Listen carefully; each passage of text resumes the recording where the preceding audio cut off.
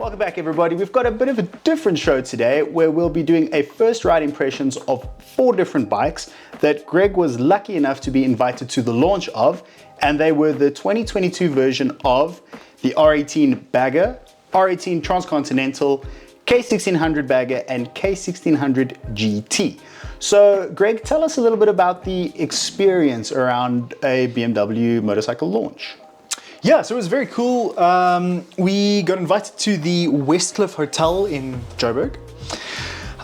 Had an evening there where they did the press launch, did a bit of a demonstration for us, showed us the motorcycle. The GTL, the K1600 GTL was on display there for us. They spoke through the specs, spoke through the pricing, and it was quite a magical evening. And then from there, the next morning we left out on our way to Denaysville. We took out one of the 4 bikes. We started off on one bike, took that out to Denaysville. From there to Parijs for lunch, and then Parijs all the way back up to Midrand in Joburg, and then just swapping bikes all the way. So we got a chance to spend some good time doing back roads and highway cruising on all 4 bikes to get a good experience of what it's like handling these motorbikes. And I think BMW definitely chose a great route.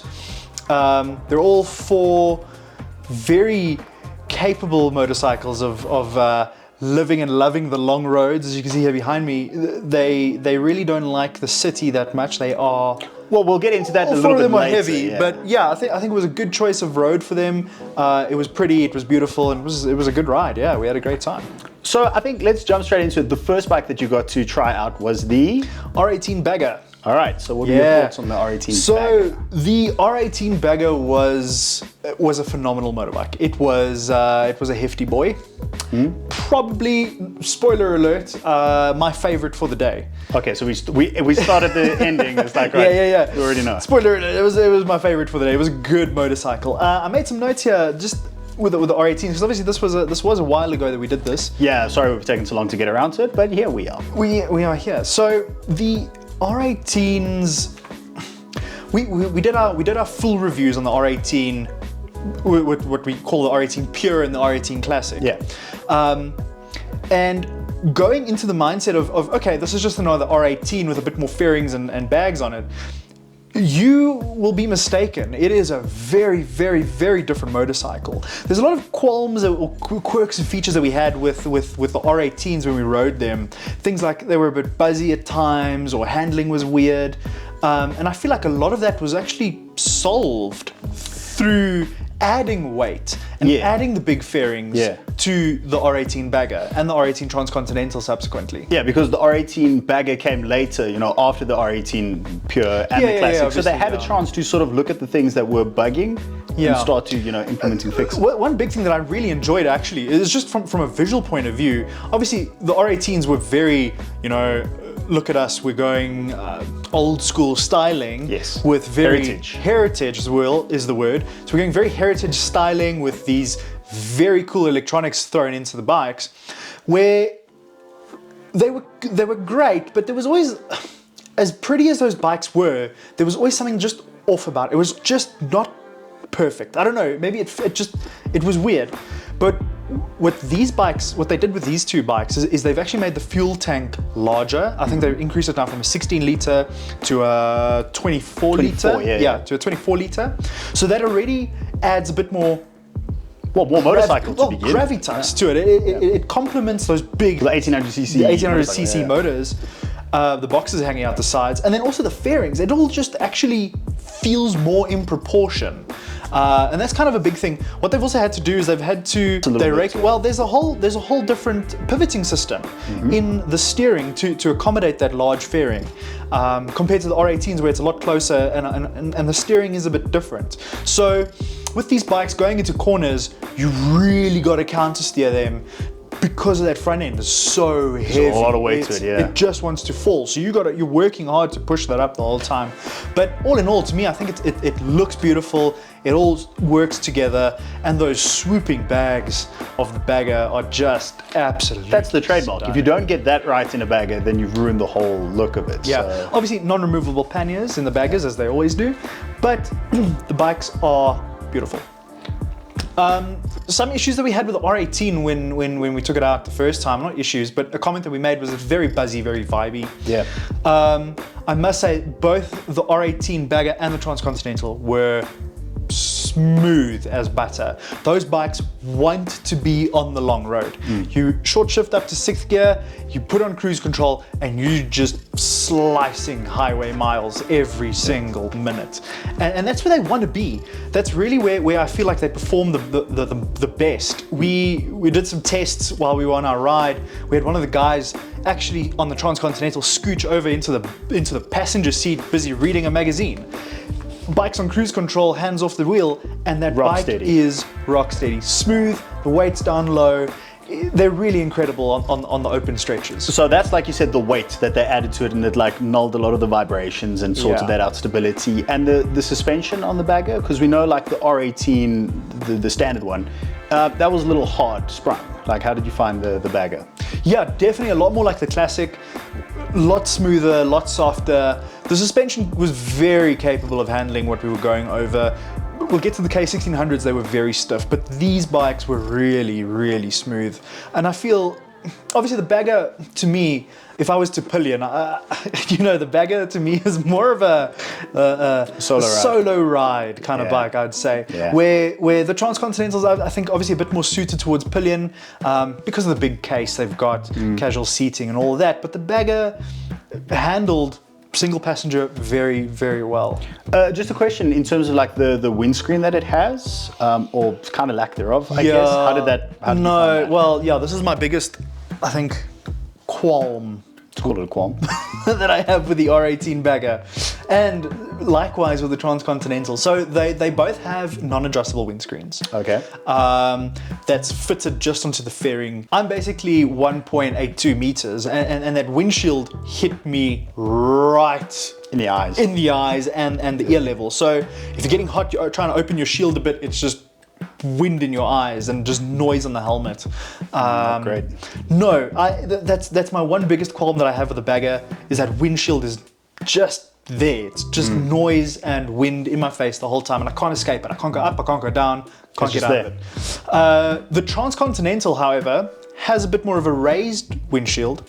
The small problem that I have with that is that the rim of the windshield is exactly at my eye level, so I can't look over it. And you can look over it, but it's just uncomfortable. I can, but I have to look under. I have to look through the windshield the whole time.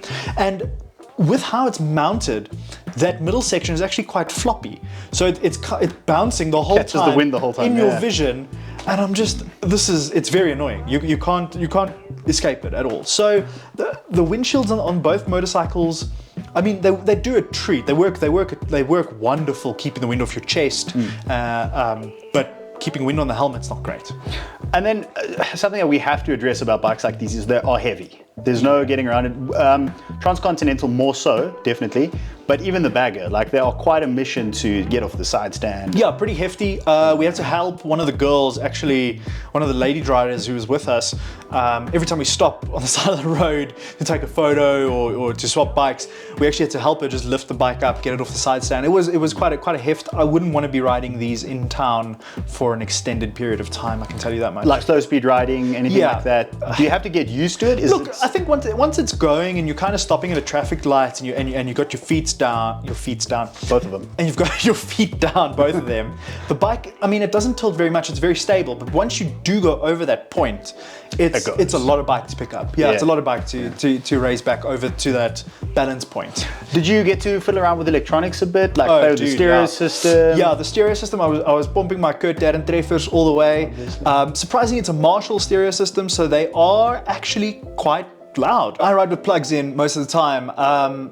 So obviously the plugs mitigate a lot of the noise, but when you're riding at speed of anything over 100 kilometers, the sound system with the earplugs in becomes kind of more like an ambient thing, you know, it's like kind of there. You know, Josh, the whole appeal of these motorcycles, I think, is really It's how you arrive. It's how you arrive. It's the cool factor. It's all about the approach and the departure. It's the leather jacket and the lifestyle associated amongst it. It's a head turner.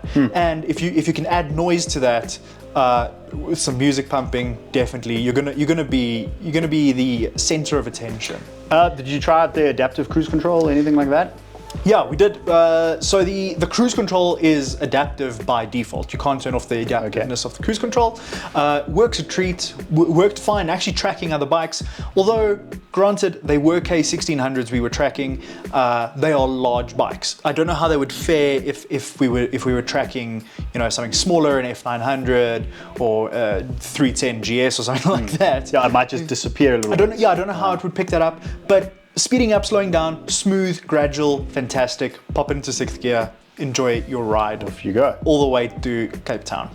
And then just something else to note is the bikes that you rode, they weren't necessarily like standard spec. One of them was it's a 719 option. Yeah, so it's a 719 option and they... Yeah, it's pretty colors and little bits and bobs, different seats. Yeah, make it your own. 719 is what they're calling their custom. But those are generally like cosmetic changes that they make to the bike, nothing too in-depth. As far as I know, it's just cosmetic changes. I don't think there's any electronics add-ons. Obviously, you buy the packages as you want, but you know how South Africa works with BMWs. They throw everything in the kitchen sink at it, and you pick the color. And off you go. And off you go, basically. So, color options aside, the Transcontinental had the floorboards, whereas the Bagger didn't. That just had pegs, right? Yes, 100% correct. The pegs on the Bagger were exceptionally comfortable. You felt no vibration through them. The ergonomics were great, and you just had the standard shifter.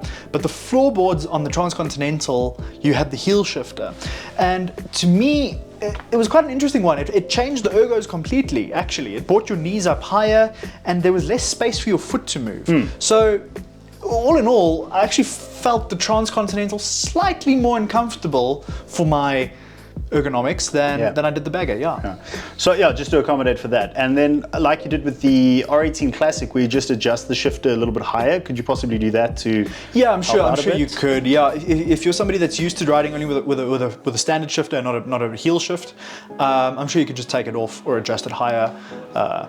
But obviously these were bikes that we were sharing amongst many riders for the day, so I couldn't adjust. You kind of get it as it is, hook up your phone, and then there you go, off you go. Got you. So, okay, that took you from Joburg to Parys, and then you had lunch, and then after that, then you swapped back over, and then you rode the... K16 Bagger. Started off with the Bagger again and ended with the GT at the end of the day. The Bagger was... great, blew my mind, absolutely. It was such a phenomenal motorbike to be on. I'd never been on one of the K1600s before, so this was my first experience with the inline 6. Surprisingly, very quiet, very quiet. I couldn't believe how hard it was. Coming off these big R18s, they actually had some pipes on them. The K1600s were very quiet. However, high revving. You had to give it a lot of balls to just get off the line and get away from stop streets and move on. I wasn't expecting that. Yeah, so you need to give it a bit of love. Change your riding style just a little bit to adapt to it. I mean, with the R18s just crawl. You just let the clutch go and it crawls. The K1600s dies. You need to give it some gas just to get it going. All right, so obviously power is not lacking there. It does have a decent amount of torque, but you need to work a little bit to get to it. Yeah, it's all I feel. I mean, obviously, the K1600s. And this is kind of where I want to bring in my conclusion that I kind of found here with these bikes. Before we talk about the K1600s, I think this will help you kind of classify them in your mind, the way that I see them, is that the K1600 is a really big sports bike. Yeah. It's basically if you owned an S1000 RR and then you decided, you know what, I want to start going touring a little bit more, and you upgraded to the XR, the S1000 XR, and from there you decided, wow, I really like the touring thing, maybe I want to do longer distances, you're going to find yourself right at home on the K1600. It rides that same way you sort of used It rides that same way. You'll find yourself right at home, where with the R18s, completely the opposite. If you came from an S1000, you're trying to get on an R18, now you're suddenly in this very relaxed, armchair upright position, armchair yeah. position. I would say that the natural progression there is rather someone who came from, somebody who's in love with a boxer motor, maybe somebody who owned a GS all their life or an RT, and now kind of wants something cool, To arrive in style. That's definitely, the R18 is where you'll belong, and you'll fit right in there.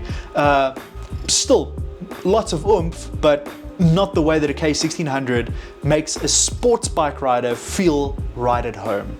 So obviously all of these bikes are big bikes, but the K1600s are definitely lighter than any of the R18s that you rode. Yes, Does it feel that way? Yeah, definitely. Yeah, I feel like they just fall into the corners and they pick right up and they just go. These machines want to be driven, and they love user input. There's a lot of mechanical aids on these machines. They're so far advanced. I think these are literally the creme de la creme of BMW motorcycles at the moment, these K1600s. So tech-wise, there's a lot helping you out and a lot assisting you. And I think I found it on one of the corners that I took, is they've got that cornering ABS, and I went a bit hot into the corner, and the bike it helps you. It pushes you through the corner. As you tip it over and you grab a bit of brake, it pulls the bike back up, and you feel it helps you, and you're like, wow, okay, I can do this. Yeah. It'll hold your hand and help you. It'll make you feel like a better rider than you really are, probably at the end of the day. Yeah, and so the suspension setup on it, you said it was a little harder than the R18s. I think obviously if you dive into the suspension settings, you're definitely going to find yourself a softer setting. But the stock settings we just rocked up on was dynamic, and it was pretty stiff. But I mean, luckily for me, on the bagger on the way home, I got a bunch of twisties, so I wasn't complaining too much. And then, so in terms of, we're still talking about the K1600 bagger. Yeah. Right? Like in terms of the screen, the fairing, the protection, all of that sort of stuff, coming off of something as big as the Transcontinental, does it feel smaller? Does it feel like a more sort of manageable motorcycle? Oh, hell no. It's a lot of bike, Josh. It was a lot of motorcycle. It feels longer forward than it does wide, where the R18s feel wider than they do long. Mm-hmm. I don't know. I was constantly aware while we were driving through highway traffic on our way back, 3 o'clock afternoon traffic in Joburg through Galulis. You're constantly aware of the size of the motorbike that you're on. I did feel more comfortable lane splitting with the K1600 than I did with the R18, just simply because of the girth. But lengthwise, it's a long bike. There's a lot of it. So something cool worth mentioning on the K1600 bagger is the color on it, or the color option on it. How does that whole thing work? Yeah, so I had a 719 spec bagger, as you can see on the back here. It's called Midnight. What that actually entails, it's a very special thing that BMW's done now. They've changed the way that they paint their motorcycles. For the 719 specs, they do it now through hydro dipping. So every single panel on the motorcycle gets hydro dipped, which means that no two bikes will ever look the same. So you really have a special, unique, one-of-a-kind motorcycle. I remember somebody asking in the audience there, one of the journalists asked, what happens if you have an accident? You have to replace a panel. It was like, well, you're going to get a new one. And it's going to look completely different to the one you had, and it's just we didn't say completely different. It's the way that it sparkles. Maybe, but if it's got like a flowing line on it or whatever, it's going to be different. It's going to be slightly different. It's hydro dripping. It's hydro dipping. They can't always get it exactly the same every single time. It's not how that works. But I do think that adds an essence of cool to the bikes. No, fair. You get enough. Something that's uniquely yours. Absolutely. So the last thing we need to touch on is the fact that you rode the K1600 bagger, but also the GT. So what are the major differences between the bagger and the GT model? Yeah, it's quite simple actually. The GT is the base spec that they start your entry into the K16, yeah. So it starts with the GT. The GT basically has removable panniers and no floorboards in the front, just the pegs. Then it goes to the GTL, which adds the big top box in the back for the misses. The armrests. The armrest has got the whole fancy thing there. Then you go into the bagger. The bagger's got the swooping bags at the back, non-removable, and the floorboards in the front. And then they have the Grand America, which is basically a bagger with a top box. So those are your four variations of the K1600s, but we are yet to see a Grand America. So hope to see one in the flesh soon. So you've already kind of spoiled it and said which one was your favorite of the bunch. So let's pretend the R18 bagger was taken by somebody else and you had to choose from the remaining three. Which one would it be? Yeah, it's probably 100% definitely the K1600 bagger. That's another great motorcycle. I think it was the ergos with the footrests out in the front. You know, the suspension, the handling, the engine braking, everything on that motorcycle was great. I can't really fault it. So you're a bagger guy is what we sort of established here. I'm a bagger guy, and I'm actually a little bit proud to admit that. I won't. You're not going to make any bones about it. No, I'm a bagger guy. Oh, that's really cool. So we're glad that one of us at least got to go and experience that, and thank you very much to BMW for that opportunity. You know, we're not a major publication, so this doesn't happen all the time. It's really cool to be involved in something like that, and hopefully we get our hands on the bikes for a proper review at some point in the future, so we can really get to the ins and outs of it. And the only thing that remains is to thank you for watching. I've been Josh from MotoTribe TV, and I'm Greg. Like and subscribe.